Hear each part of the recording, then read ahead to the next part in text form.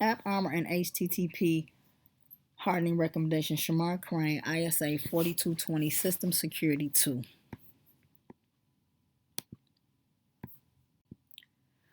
The definition of Apparmor. Application Armor is a Linux kernel security mode that allows the system administrator to restrict programs' capabilities with program profiles. Profiles can allow capability network access, raw socket access, and the permission to read, write, or execute files on matching paths. Apparmor. Apparmor is a mandatory access control. It is a kernel enhanced to configure programs to a limited set of resources. Apparmor can also be one of two modes.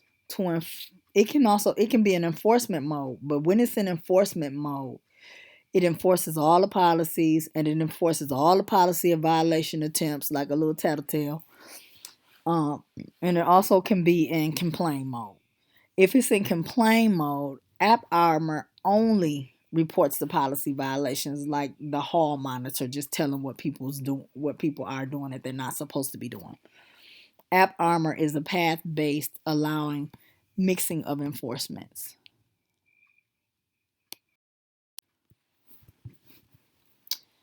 Apparmor hardening. You can harden Apparmor in two steps. You can harden Apparmor during the installation, and you can harden Apparmor after the installation.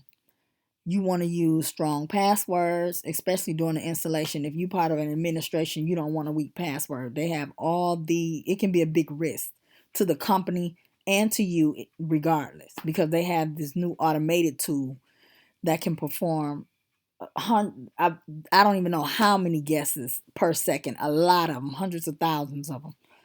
And often it will discover a weak password in just a few seconds. So if you can try to add numbers, syllables to your passwords, make phrases, type things in backwards, anything you can do to make your password more secure. Use disencryption. Enable the encrypted LVM volume during the installation of your Ubuntu desk server system. It's a great measure to harden the system and the data in particular. Even though this won't stop the attacks, it won't protect you from attacks either. Especially if your system is at rest. If nothing's going on in your system and it's at rest, it really won't protect you against attacks. This means that if your system will get stolen too, the data can only be retrieved if the attacker or the person who stole the information has a related key or passphrase to decrypt the data. So they will have some way of decrypting it and getting it. And if they don't have that, then you're okay. They just stole some hardware. Automatic security updates. Every server needs software packages to fill its destiny during the lifetime of the system. You also want to ensure that it gets patched on a regular, updated by using unattended upgrades. When your phone or your system says upgraded, go ahead and upgrade it. If you're smart about it, you'll put it on automatic upgrades and you won't have this problem because it'll just do what it's supposed to do. This is done with the install security update automatically.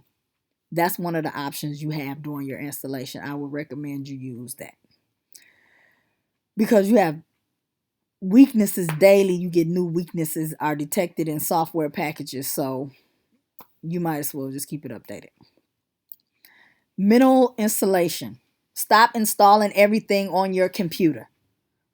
The Ubuntu installation has been improved over the last years. It already applies the lean principle, which means less is better. The only way to install you only need to install what you really need. What you don't need shouldn't even be on there. It's like a cluttered closet that you can't get into because you're holding on to jeans that's too small. Get rid of it. The administrator, if you're the administrator, you can select additional packages or software groups also. And you can add new software groups. at the end of the installation process if you would like to. But if you don't need it, get rid of it. Software updates. Everybody know you need to keep your software updated because it helps keep your system running. It helps keep patches done. It helps keep weaknesses from being weak. Although packages work fairly well out of the box, you might want to check its configurations because some packages from the security repository are already updated, some aren't. Configure PAM because it extends the existing functionality of the authentication step, allowing a very, very fine-grained configuration. PAM is usually a little bit uncomfortable. People are usually a little bit uncomfortable if they don't know about those configurations. It's not clear the path it follows, so some people are really, really iffy about that. Files are included in each and have sometimes cryptic names, and people like, oh, what is that? Still, don't be scared to test it out. You change first on your you could try it on a virtual system first, and then just go ahead and try it on your system once you're comfortable with it. If you're not comfortable with it, I don't know what to tell you. And you want to update firewall configurations. Once again, all the time, the computers are implementing new measures. It's time to look for network servers. Every system is already filtered by a network-based firewall, and it's always vulnerabilities and patches that need to be done. So if you can, keep those updated. Apparmor is installed by default on most newer Linux servers since 8.04 LTS on Ubuntu. In order to put Apparmor in enforce mode, you need to put the codes in. You need to put it in like a sudo AA enforce path to bin mode. The definition of HTTPS: Hyper Transfer Protocol. Secure. HTTPS is an extension of Hyper Transfer Protocol. One is secure, one is not secure. HTTPS is secure, HTTP is not secure. It's a secure communication over the computer network and on the internet. In HTTPS, the communication protocol is encrypted using a transport layer security, which is a TLS, or formerly its predecessor, security socket layer, which is a SLS. The protocol is therefore also often referred to as HTTP over TLS or HTTP over SLS.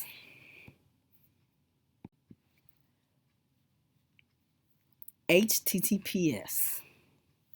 This keeps an exchange of information private between two computers.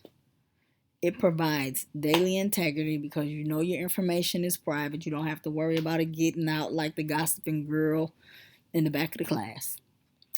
Protects the privacy and security of the users so you can be comfortable with putting bank information on, purchasing things. It increases the speed of data transfer too because it is secure, so there's less things on it versus something that's not secure and everything's on it. It runs on the application layer transport. HTTPS hardening. Enable your HTTPS to protect the privacy and the security of your users. Also to prevent intruders from being able to passively listen on your communication between different websites and your users.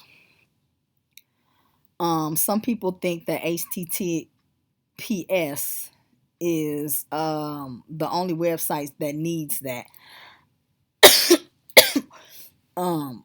They think that HTTPS is only for sensitive information, but it's not. It's for all information because no matter what you're putting out there, you want it to be private. Redirect all unencrypted traffic to HTTPS.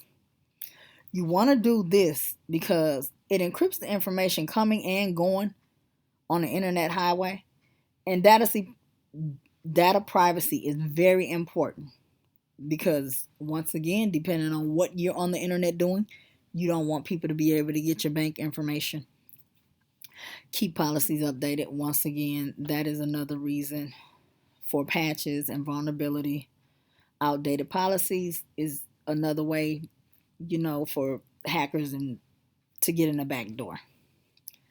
It's an open door for hackers to access your private information, putting you at risk of identity theft, loss of money, credit cards, and even more. Remove old accounts. Old accounts you don't need. It's another backdoor for hackers to access your private information.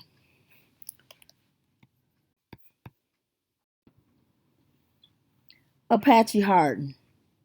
Enable Apache login. It's wise to enable the login because it provides more information, such as the commands entered by users interact with your web server. To do this, you need to include the mode underscore log configuration mode. It's three main logs related to the directive available with Apache. You have one, your transfer log, which creates a log file. You have your log format, which specifies a custom format. And you have your custom log, which creates the formatting of the log file. You can also use them for particular websites if you're doing virtual hosting, or if you need to specify in a virtual host session.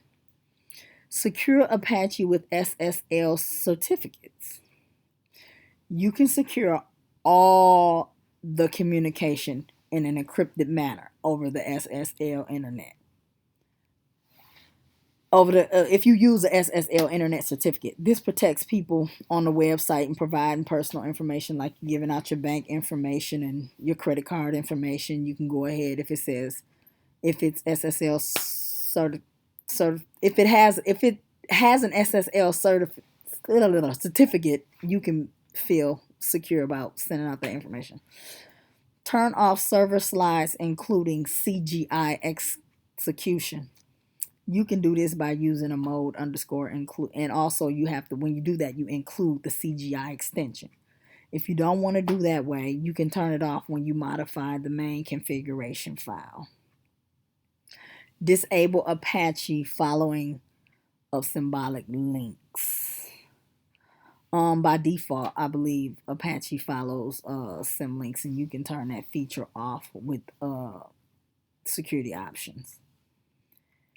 You want to remove server version banners. Version banners expose what web server versions are using, which expose the version means whatever the hacker looking for, it can come up to speed because it already knows what version you use. No, you don't. Go back to the slide that you were at. ISS hardening, disable directory browsing. You want to disable your directory browsing because what it does is it gives the user the ability to just navigate to, they can go to HTTP server directory and get a list of all the files that's in the directory and steal whatever they want to steal. This was useful when the web server was primarily a file server, but now it's not. And this is now a security problem for. You also want to ensure application pool identity is configured for all application pools. What the application pool is, it's an application pool identity. It configures the Active Directory user that the application in the pool impersonates. So it's acting like it's something it's not, and it's stealing your information. You want to use a unique application pool per site. Application pools are designed to create a collection of sites that can register together and have a common max memory limit and some other features. With today's applications, it's best if there's a unique application pool for each site you decide to use. You also want to ensure access to sensitive information is restricted. To authenticate the principals only, you want to use this to, you can get authentications like AD clients, anonymous, ASP.NET impersonations, and digest authentications. This way, your information that's sensitive to you is authenticated. You want to use IP restrictions. IP restrictions enable you to selectively allow or deny access to the files or folders or web servers or whatever it is you want people to be able to or not able to go on your server and get a hold of. And this is my reference page right here.